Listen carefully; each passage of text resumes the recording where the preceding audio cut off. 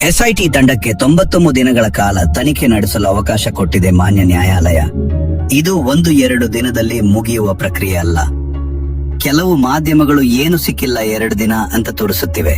ಅನನ್ಯ ಭಟ್ ಪ್ರಕರಣದ ಅವರ ತಾಯಿಯ ಪರ ವಕೀಲರು ಲಕ್ಷ್ಮಿ ಹೆಸರಿನ ಐಡಿ ಕಾರ್ಡ್ ರವಿಗೆ ಸಿಕ್ಕಿದೆ ಅಂತ ಹೇಳಿದ್ದಾರೆ. 12 ವರ್ಷ ಆಗಿ ಹೋಗಿದೆ. ಮಣ್ಣು ಸ್ವಲ್ಪ ಜರಾಗಿರುವ ಸಂಭವ ಇರುತ್ತದೆ. 1 ಮತ್ತು 2 ಭೀಮ ಗುರುತು ಮಾಡಿದ ಸ್ಥಳದಲ್ಲಿ ಒಂದೊಂದು ಕಳೇಬರ ಇರುವುದು ಅಷ್ಟೇ. 13ರಲ್ಲಿ ತುಂಬಾ ಕಳೇಬರ ಸಿಗುವ ಸಾಧ್ಯತೆ ಇದೆ. ಭೀಮ ಅದನ್ನೇ ಅಗೇರಿ ಅಂತ ಹೇಳಿದ್ದ.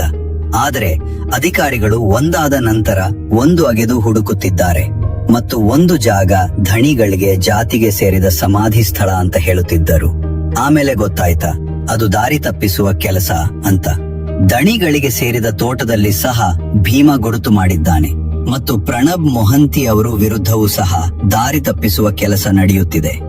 ಅನುಪಮಾ ಶೆಣೈ ಪೊಲೀಸ್ ಅಧಿಕಾರಿ ಹೇಳಿಕೆ ನೀಡಿದ್ದರು.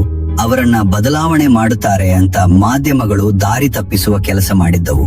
ಆದರೆ ಪ್ರಣಬ್ ಮೊಹಂತಿ ಅವರ ಮೇಲೆ ಸೌಜನ್ಯ ಹೋರಾಟಗಾರರಿಗೆ ನಂಬಿಕೆ ಇದೆ. ನ್ಯಾಯಾಲಯವೇ ಅವರನ್ನು ದಕ್ಷ ಪೊಲೀಸ್ ಅಧಿಕಾರಿ ಅಂತ ಪ್ರಾಮಾಣೀಕರಿಸಿದೆ.